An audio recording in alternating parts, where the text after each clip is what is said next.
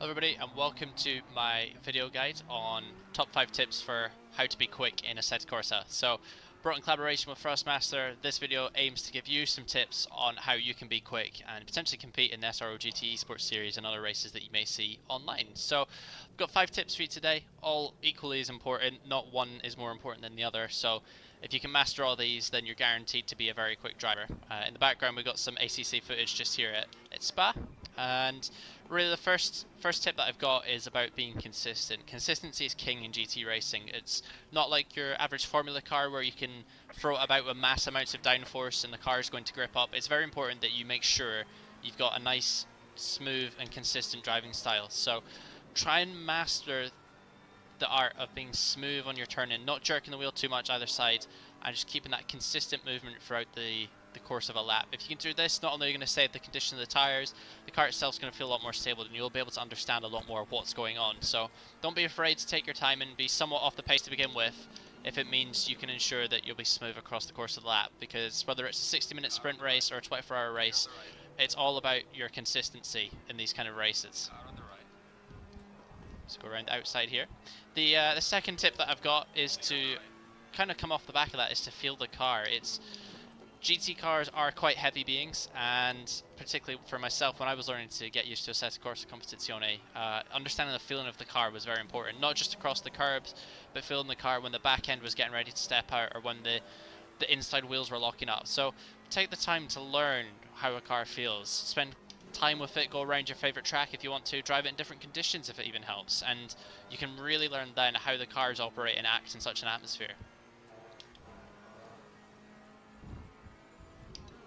The third tip for those of you who are looking to master ACC is about patience. In GT racing, the cars, like I said, they're quite heavy, they're quite bulky, and they're also quite large. So it's not quite like Formula racing where if you crash into someone, the car is going to explode into a million pieces, but at the same time, it's very important that you don't overdo it. A lot of the races that you're going to be doing in ACC will be longer races, maybe, like I say, upwards to 24 hours. And the difference between a talented driver and someone who is new to the game is that they may try and race every lap. And particularly for these endurance races that I'm talking about, it's important to have that consistency and take your time, because if you were to have an accident and crash within the first hour of a 24-hour race, not only are you liable to damage the car, but you're going to make the next 23 hours very difficult to deal with. So take your time, be patient, learn where your opponents are going to be quicker as they go around the track, understand what sectors you're faster in, where your car itself has some advantages. For example, here at Spa, the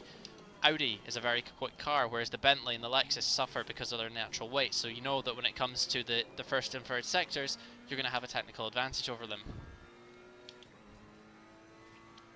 And then the fourth tip that I've got is to read the track conditions, and this is especially relevant because of ACC's dynamic weather system. And you could be starting a race in very clear conditions like we are just now in this race, and they could very quickly change into wet or even stormy conditions. So it's important to develop an understanding of, and practice how to drive different conditions in this game, and by doing that you're going to ensure that you'll be quick. If you've got the experience of driving in stormy weather, you understand how a car is going to react as you go over the curbs or avoid them, as the case is in this game, whereas someone who perhaps hasn't had this experience won't really understand where is best and where they should be going. So if you can practice as much in varying conditions, you're going to set yourself off on the right foot and really make sure that you've got as much experience as possible. And the last tip really, which is important I think for this game, is developing a good setup understanding of the car.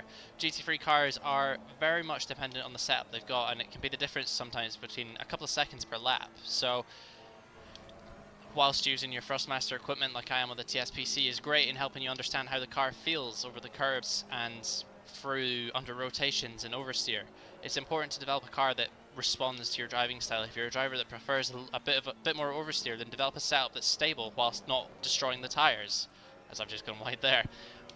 If you're a driver that prefers more stable understeer, then you can use that as well. And the TSPC that I use is great for this, because really I can feel every little detail as I go over the bumps in the track, feeling the marbles from the tyres picking up, all these elements that perhaps you're not used to if this is your first time on ACC. So don't be afraid to experiment with the in-game setup, but also your wheel settings. The there's great communities out there of Thrustmaster users that are willing to help you develop an understanding of what all the elements of the TSPC or any other products might entail. So don't be afraid to reach out to those around you that have got similar products and get their advice. Go for a little bit of a dive bomb there. So textbook example of where to be patient. And really I believe that if, as a driver, you mastered these 5 elements of being smooth, being consistent, develop an understanding of the track, of the car, and more importantly, understanding your Thrustmaster equipment, then you undoubtedly put yourself in a position to be a competent driver in ACC.